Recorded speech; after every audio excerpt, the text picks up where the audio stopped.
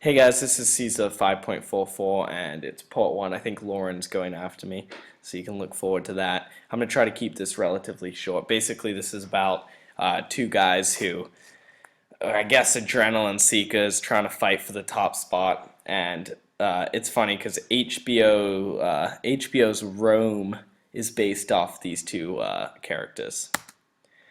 I can't put a link in because, it's not really school appropriate, but so here we go. There were very brave, weary men in Legoniae, in that legion. Centurions, i.e., these guys are in that legion, who were approaching the first rank, primus or ordinibus, and the two centurions are Titus Pullo and Lucius Vorenus. Okay, and this is a relative, you may know subjunctive, it's a relative clause of characteristic. Alright, next slide. Okay, so here it's they, or these guys, they had perpetuous controversies inter se amongst themselves, and then literally in Latin, which was preferred, and basically they're trying to decide which one's better out of the two of them. And then omnibus quae is quae comes to the front, obviously, and all years they contended about the rank de locus by the highest rivalries. So basically, they're just competing as much as they can for this top spot. All right, here we go. So we're going to skip the X, he's polo here. So we're going to jump right down to the cum. When it was being fought most bitterly before the fortifications, so it's in the heat of battle of these guys that were mentioned above, or from these, Pulo says, inquit, why quid do hesitate dubitas Veronis? Out or what locum opportunity of demonstrating your tuae virtutis bravery or valor do you wait for expectas? Hic days, this day will decide, future will decide our disputes. So he's basically saying it's the thick of battle.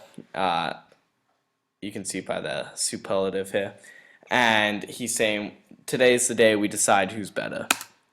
So acting on his words, when he said these things, he proceeded extra beyond mutiones, the fortifications, and he rushes irrumpet on that part of the enemy which appeared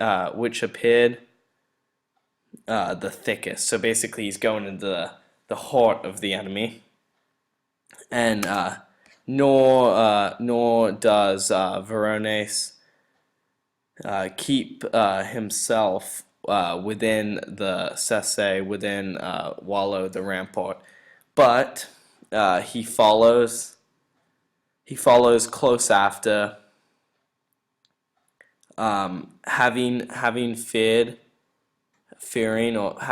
virtus, the judgment existimationem of all omnium.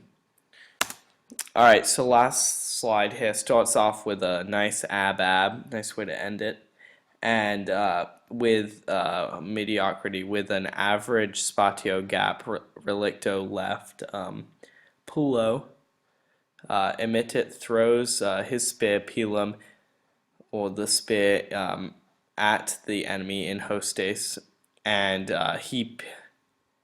he pierces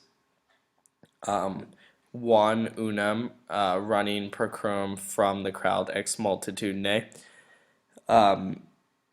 with who is struck and knocked down, and then they cover him with their shields. So basically, they're trying to protect him. So they know he'd be a sitting duck. So they all put their their shields on him to protect him. And then all together, you can kind of infer and all together they throw.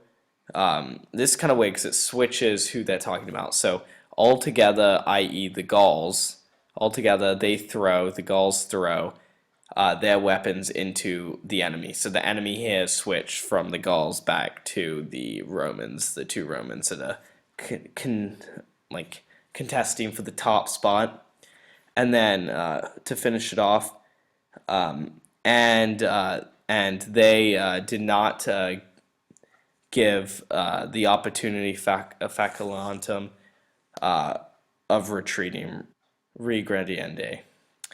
All right, so thanks for watching. One other thing is that even though this is like really stupid and like Caesar knows this, and it's like crazy risk because it's two of their best men. It'd been a horrible loss, but in a way, Caesar says this because he admires the risk taking. All right, so thanks for watching, guys. Have a nice night. I tried to keep it short.